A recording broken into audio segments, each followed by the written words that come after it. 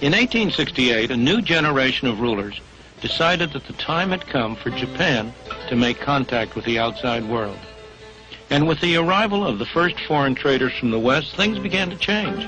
The Japanese followed the British trading pattern because Britain was the leading nation of the world. So free trade came to Japan. Japan became a magnet for other people's ideas and developments. One of the first traditional industries to feel the effect was weaving. From Europe, the Japanese imported the jacquard method, a way of programming a loom to control the accuracy of the weave and so to standardize output. Workers did well in the new atmosphere, and so did their employers.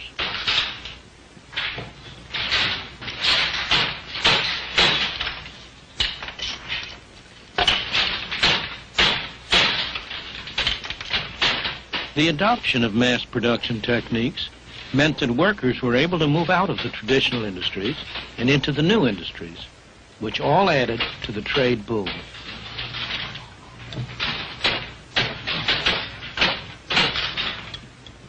None of us can help being affected by the intellectual atmosphere that we breathed.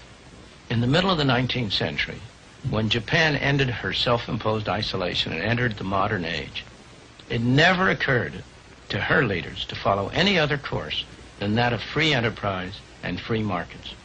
That was the intellectual atmosphere of the time, created by Britain's success in applying the principles of Adam Smith. In 1948, when India achieved independence, her leaders had all been trained in Great Britain.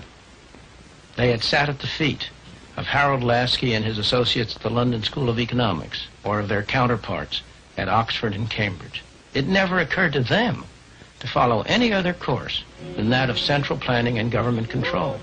That was the intellectual atmosphere of the time.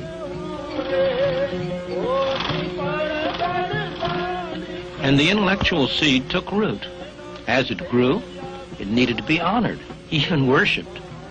Every year on the anniversary of Gandhi's birth, people all over India do just that. In homage to the great Mahatma, they sit and spin, using methods handed down through the centuries. But it's more than just a symbol of honoring the past. It typifies the policy that they are actually following. The new government in 1948 decided that India's traditional weaving industry and its workers should be protected from 20th century industrialization. What were the consequences of that policy? This is India today, 30 years after winning independence. And these are scenes in a very typical Indian community, one of thousands. It's called Anakaputar, and it's about 1,000 miles south of the capital, New Delhi.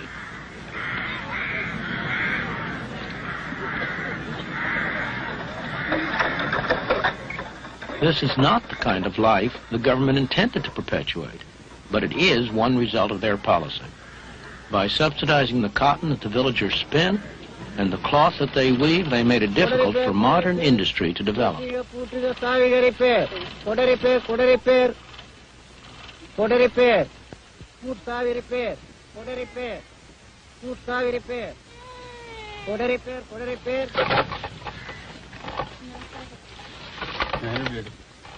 This is sizing. It's an essential technique in cloth production where the yarn is smoothed clean.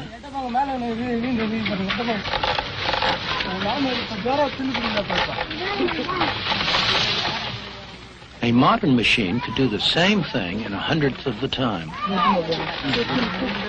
The result of government planning to modernize industry is that the number of handlooms roughly doubled in the first 30 years after India's independence.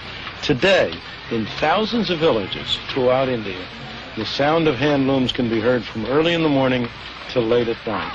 In this village alone, there are more than 3,000 handlooms in operation. Since 1948, 3 generations of villagers have sat at these looms, making cloth with patterns that never vary, using methods that never change. There's nothing wrong with this activity, provided it survives the test of the market, provided it's the way in which these people can use their abilities and their energies most effectively. After all, in Japan, where the government has not specially encouraged the handloom industry, there remains a very small but very productive handloom segment. The trouble here is that this industry exists only because the government has subsidized and supported it, because it has, in effect, imposed taxes, direct and indirect, on the rest of the people of India, people who are no better off than these people are, in order to enable this activity to continue. Other industries, both textile industries and industries of a variety of kinds, have been restricted, explicitly kept back, prevented from providing more productive employment in order to make room for this industry. The effect has been to inhibit the development, to prevent the growth, to prevent the dynamic activity that could otherwise develop out of the energies and abilities of the people of India.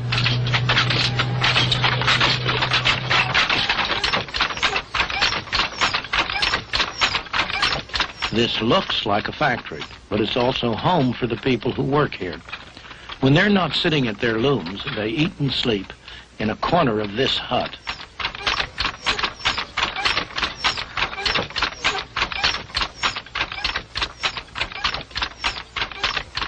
Throughout the world, governments always profess to be forward-looking.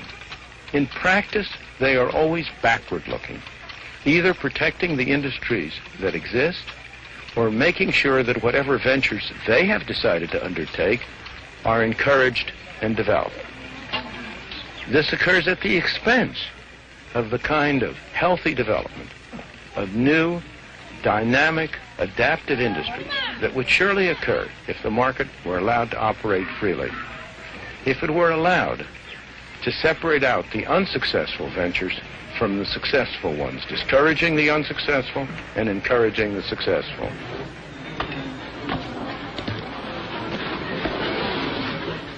India has tremendous economic and human potential, every bit as much as Japan had a century ago. The human tragedy is that in India, that potential has been stifled by the straitjacket imposed by an all-wise and paternalistic government.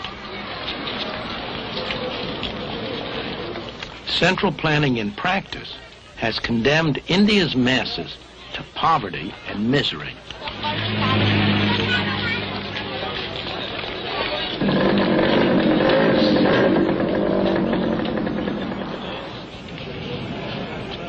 We know what has happened in Japan.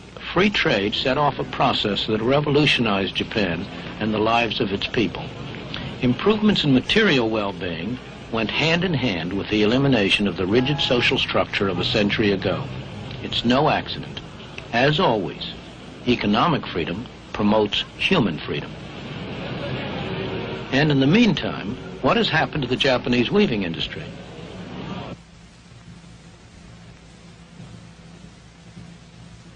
This is how textiles start life in a Japanese weaving shed today. A design for cloth is placed on a drum. As it revolves, it is scanned by an electric eye. Each color, each variation in the pattern and texture is transmitted faithfully to a computer.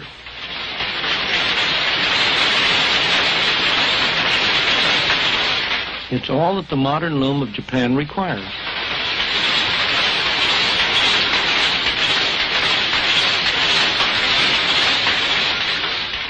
This loom is fitted with electronics that make it one of the most sophisticated of its sort in the world. The fabric it produces is the best silk of its kind. Thanks to the speed and efficiency of these machines, the price of the silk is competitive. The workers are highly skilled and well paid.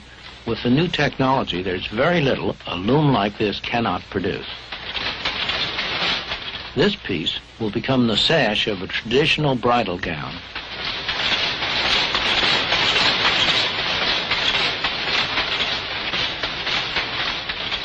These are machine-made products, but by any standards, they are beautiful. They can stand comparison with the very finest work of the hand loom. And it's not merely the end product itself that's remarkable.